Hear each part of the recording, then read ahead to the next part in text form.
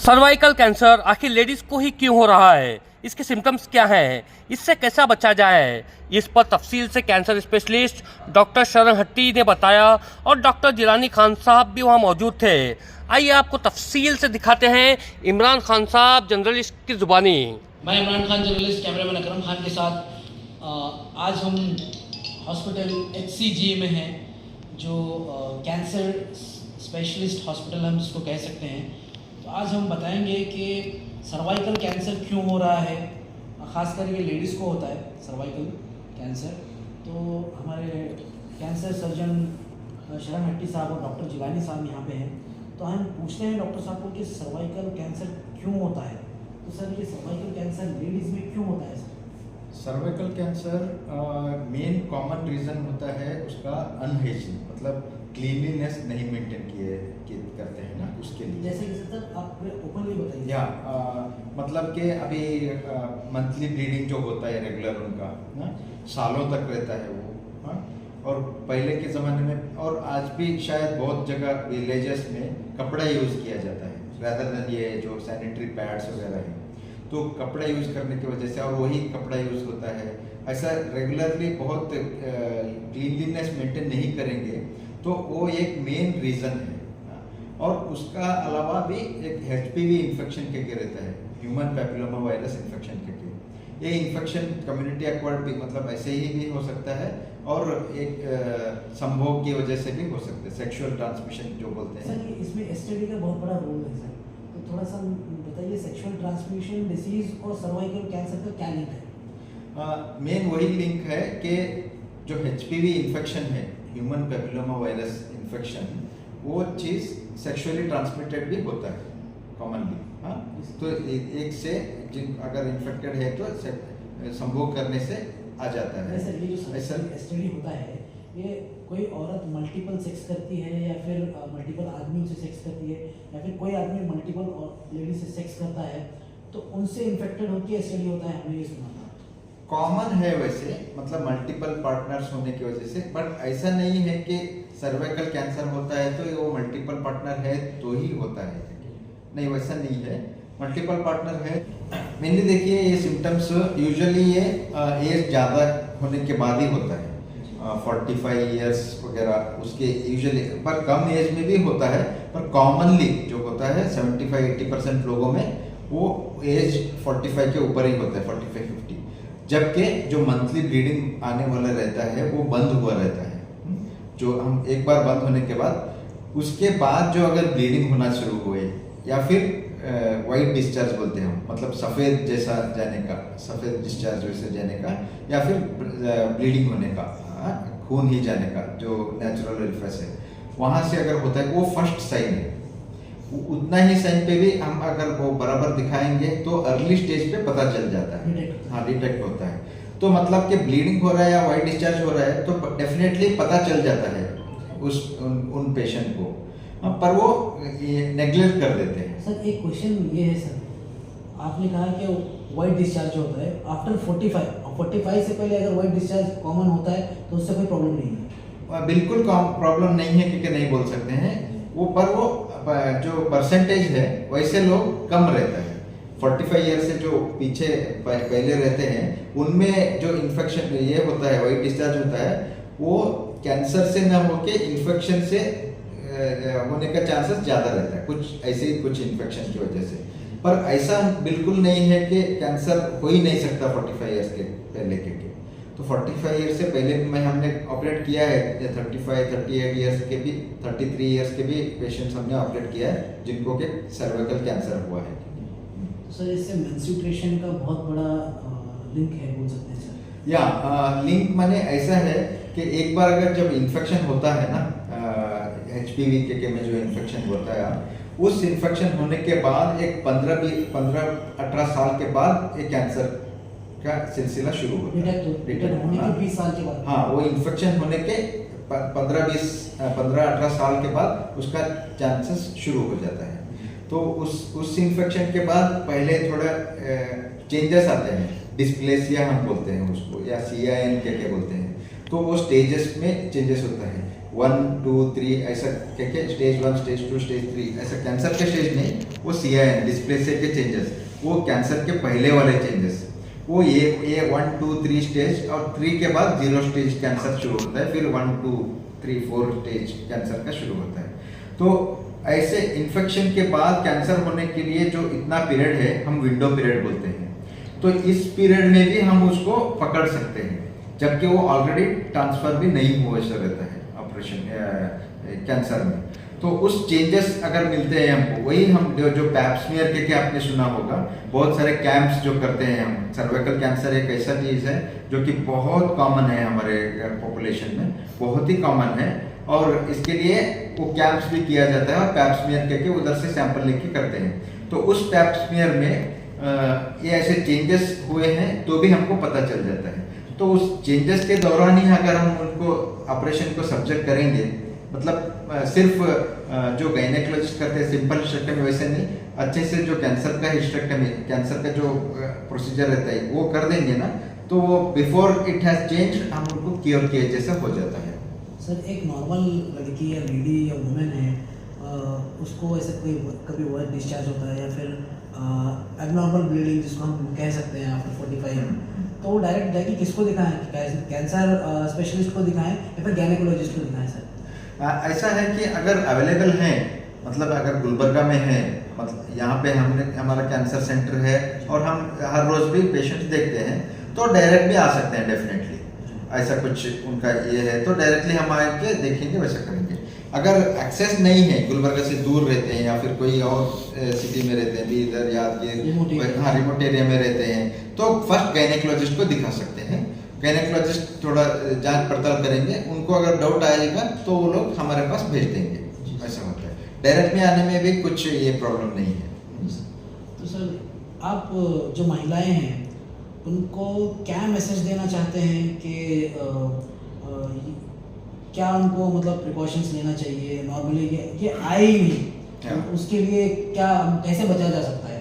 ये कोरोना आ रहा है तो हम लोग मास्क का एक प्रिकॉशन ले लेते हैं, वैसे अगर सर्वाइकल कैंसर आ रहा है तो इसके लिए हम आने वाला है या नहीं आने वाला है, तो भी हम उसको कैसे हाइजीन मेंटेन रखें, क्या करें? इसके पार्ट्स में, इसके मैं 2 पार्ट्स में आपको बताऊंगा क्वेश्चन के। पहला पार्ट ऐसा कि अगर ऑलरेडी उस एज के हैं, 40-45 वैसे एज हुए पेशेंट्स हैं, मतलब लेडीज हैं, तो उनमें क्या है, एक सतर्क रहना है कि उसका कैंसर का, अभी जो हमने बोला कि कैंसर का पहला साइन क्या होता है, वो वाइट डिस्चार्ज या फिर ब्लीडिंग, जिनमें के मंथली होना बंद हुआ है और उनमें वो ब्लीडिंग होना है या वाइट डिस्चार्ज होता है, वैसे होते ही डॉक्टर को बताना, दिखा देना चाहिए। ये फर्स्ट स्टेज, इससे क्या होगा कि हम उसको अर्ली स्टेज में पकड़ सकते हैं और ट्रीटमेंट भी कंप्लीट क्योर कर सकते हैं।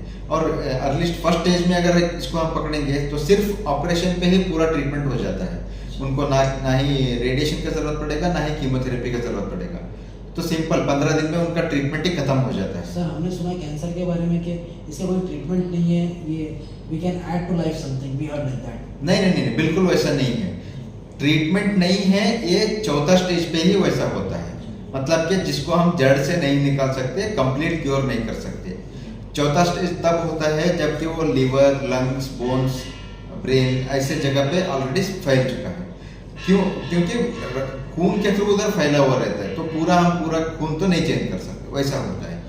पर पहले स्टेज में आएंगे तो डेफिनेटली क्योर होता है, दूसरा स्टेज और तीसरा स्टेज में भी क्योर होता है। तो इसमें भी 1, 2, 3 तीनों स्टेज में क्योर होता है, तो हमने स्टेज क्यों किया है 1, 2, 3 के क्यों किया है? तो उसका मतलब ये होता है कि फर्स्ट स्टेज में बहुत अर्ली स्टेज रहता है, मतलब कि उसका वापस आने का चांस बहुत कम रहते हैं।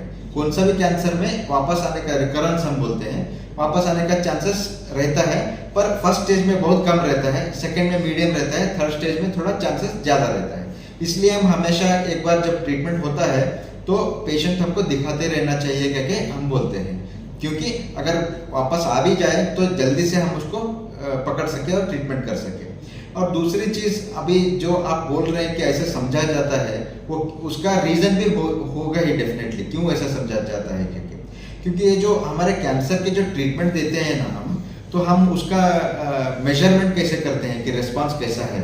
तो मतलब अब ये अभी पेशेंट्स हैं, कैसे हम मेजर करते हैं? 100 पेशेंट्स को, अगर स्टेज 1 के पेशेंट्स 100 पेशेंट हैं तो उसमें हम ट्रीटमेंट करेंगे, तो जैसे मैंने बताया कि कोई भी कैंसर वापस आने का चांसेस रहते हैं, तो हम ये बोलते हैं कि 5 साल के बाद कितने लोगों में ये वापस आ गया, समझे? तो उसमें ये फर्स्ट स्टेज में अगर रहता है तो कुछ 8-10% में आता है वापस। वही थर्ड स्टेज में हम जाएंगे तो 30-40 लोगों में वापस आता है। पर उसका मतलब ये है कि 100 लोग हम ट्रीटमेंट करेंगे तो थर्ड स्टेज भी है तो 30-45 लोगों में वापस आता है, पर वो जो बाकी के हैं 55-60% उनमें नहीं आता है। उसको हम 5 ईयर सर्वाइवल बोलते हैं। तो कहीं इधर उधर सुन के क्या होता है लोगों में कि लाइक कैंसर हो गया तो ये 5 साल रहते हैं, उसके बाद नहीं रहते। वैसा नहीं है। जो ट्रीटमेंट हो चुके रहते हैं तो उनका समझ में आता नहीं है वापस। अभी एक महिला को ट्रीटमेंट हम करेंगे, मेरे पास है कितने सारे पेशेंट, 10-12 साल जब शुरू में मैं गुलबर्गा आया था तब ऑपरेट किए हुए भी आते हैं, मिलते हैं, साल में एक बार आके जाते हैं। पर दूसरों को पता नहीं रहता कि ये कैंसर का ट्रीटमेंट लेके आराम से हैं। पर वही जो हमने बताया कि 30-35 लोगों में आता है वापस, वैसे वापस जब आता है उनको तो बढ़ जाता है, 4 स्टेज होता है तो मर जाते हैं। कोई हम बात कर रहे हैं तो कैसे हुआ, क्या हुआ, कैंसर से मरे, तो जो मरे हैं उनका ही समझ में आता है। पर जो 7-8 साल 10 साल जी रहे हैं उनका समझ में नहीं आता है लोगों को। इसलिए कैंसर का सब मतलब मर गए हैं क्योंकि वैसे सुना जाता है, पर वैसा बिल्कुल नहीं है। अर्ली स्टेज है तो बहुत लोग अच्छे रहते हैं, लेट स्टेज है तो थोड़ा कम लोग अच्छे रहते हैं, वैसा होता है। ये तो पार्ट फर्स्ट हो या पार्ट सेकंड ये है कि प्रिवेंशन जो आपने बताया। एक तो प्रिवेंशन जब 20 जो जिनका मेंसेस ऑलरेडी शुरू हो गया या फिर उनका मतलब संभोग का जो लाइफ है, मतलब मैरिड है, सेक्सुअल लाइफ चालू हुआ है, मैरिड है, वैसे है, तो उनमें क्या है, हम जो, क्योंकि इसका मेन रीजन है हाइजीन, अनहाइजीन, मतलब नॉन क्लीनलीनेस नहीं मेंटेन किए जाए, तो वो लोग हमेशा पैड यूज करना चाहिए। रेगुलर जो मंथली ब्लीड होता है उसमें सैनिटरी पैड्स यूज करना चाहिए। और जो जितना हो सके अच्छे से क्लीनलीनेस मेंटेन करेंगे तो एक चीज लॉन्ग टर्म में वो होता है। ये एक पॉइंट हो गया। दूसरा पॉइंट ये है कि या कुछ पूछना सर? नॉर्मली बहुत से घरों में इसको ठंडे पानी से यूज किया जाता है सर, तो आई थिंक सो क्या इसको गर्म पानी यूज करना चाहिए सर? बिल्कुल। जो है हम जब भी मतलब अभी सोचिए कि जब पानी पीना, कोरोना के टाइम पे भी गर्म पानी पीना है तो कुछ ये लगा है तो गर्म पानी से ये कर, तो ऑलवेज पूरा गर्म नहीं, जो थोड़ा बहुत गर्म रहता है ना तो वैसे पानी ही बेहतर रहता है। कुछ जो भी क्लीन करना है वैसा है। दूसरी चीज मैं जो बोल रहा था वो है वैक्सीन का। कैंसर, सर्वाइकल कैंसर वैक्सीन के बारे में भी आप लोग सुने होंगे।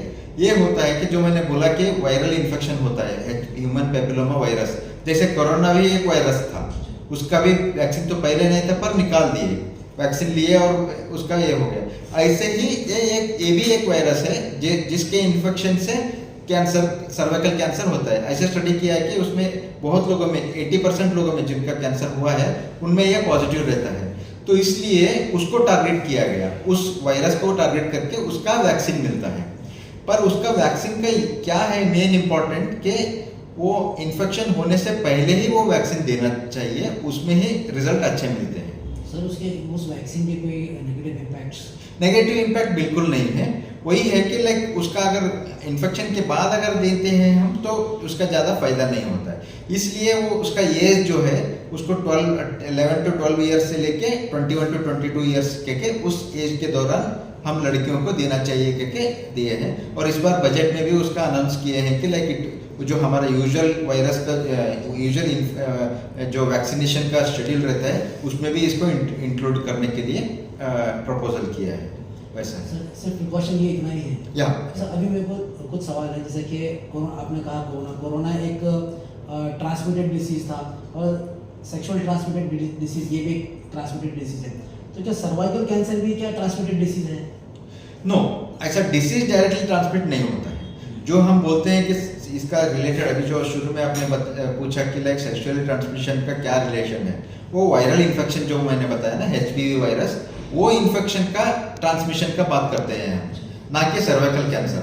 हाँ, अभी समझिए कि ऑलरेडी कोई फीमेल है, उनके हस्बैंड के साथ रिश्ते हैं और थोड़े दिन के बाद पता चल जाता है। तो अगर वो ऐसा होता है कि लाइक यूजुअली जिस दिन शुरू होता है उसी दिन तो पता नहीं चल जाता है, उसके बाद भी संभव हो रहेंगे। उसका मतलब ये नहीं कि उनको भी कुछ उसका असर पड़ जाएगा करके, नहीं वैसा बिल्कुल नहीं है।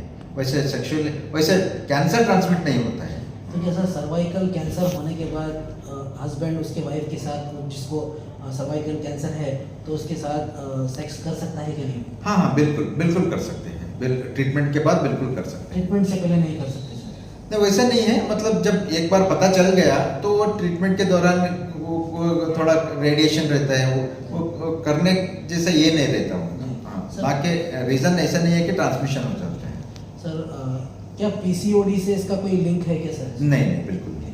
क्योंकि पीसीओडी में रेगुलर पीरियड्स होते हैं। नहीं वो नहीं है, इसका बिल्कुल उसका कुछ भी there is no relevance between PCOD से कुछ नो। तो सर और कुछ इंफॉर्मेशन जैसे कि ये यूटीरस से होता है, इसके क्या क्या मतलब स्टेजेस है, कहाँ पे जैसे यूटीरस में होता है, वजाइनल है, तो ऐसा कोई कुछ उसके आप बता सकते हैं सर? बस वही है कि हाँ, कहाँ पे इन्फेक्ट करता है, कौन से इन्फेक्टेड पार्ट्स हैं सर? ये यूट्रस के सर्विक्स जो, इसीलिए इसमें उसको सर्वाइकल कैंसर बोलते हैं। यूट्रस अगर उसको ऊपर का पार्ट को फंडस बोला जाता है और बॉडी बोला जाता है। उसके बाद ये हम कॉमन लैंग्वेज में उसके कन्नड़ा में बाई बोलते हैं, माउथ ऑफ द यूट्रस के वैसा, क्योंकि नीचे से हम जाते हैं तो पहला ये मिलता है, तो इसलिए हम उसको वैसे फर्स्ट बाहर से जाए देखते हैं तो फर्स्ट पार्ट के उस सर्वाइकल पार्ट को सर्विक्स बोलते हैं। वैसा है उस उधर होता है वो, और इजीली वो पता चल जाता है हमको। इसका बायोप्सी के लिए एनेस्थीसिया वगैरह का जरूरत नहीं रहता है। पर वही जो ऊपर का पार्ट यूट्रस रहता है उसका एंडोमेट्रियल कैंसर बोलते हैं हम, uterine cancer, main uterine cancer. उसका बायोप्सी के लिए हमको एनेस्थीसिया मतलब जो गायनेकोलॉजिस्ट अंदर के डीएनसी के बोलते हैं ना, वैसा करना पड़ता है। पर इसका बायोप्सी हम ओपीडी में ही कर सकते हैं, वैसा इजीली एक्सेसिबल रीजन रहता है। बाहर का पार्ट जो है उसका रहता है, और वेजाइनल कैंसर फिर अलग रहता है उसका, वो अलग। सर जिसको सर्वाइकल कैंसर हुआ है तो क्या स्टॉप हो गया आयुष्मान भारत का स्कीम का फायदा वो उठा सकता है? या बिल्कुल, हम ऑलमोस्ट रोज ही आयुष्मान भारत पे कैंसर सर्जरीज हो जाते हैं। Thank you very much sir, cervical cancer पे लोगों को अवेयर करने के लिए, और मैं डॉक्टर जिलानी खान साहब का भी बहुत शुक्रिया अदा कर रहा हूँ। मैं इमरान खान सर, क्या कोई गवर्नमेंट स्कीम है, जैसे कि कोई प्राइवेट हॉस्पिटल आपके हॉस्पिटल को कोई आता है तो गवर्नमेंट की तरफ से क्या सुविधा है पेशेंट्स को? नहीं बिल्कुल, जो ABAR के है ना, उसमें पूरा स्कीम में जो आयुष्मान भारत जो कार्ड है उस पर पूरा सर्जरी, ट्रीटमेंट, सब रेडिएशन, कीमोथेरेपी सब हो जाता है। एक बार जब डायग्नोसिस हो जाता है बायोप्सी पे, उसके बाद पूरा ट्रीटमेंट फ्री हो जाता है। क्योंकि आपका हॉस्पिटल प्राइवेट है, अगर कोई पेशेंट नहीं। आपके पास आता है तो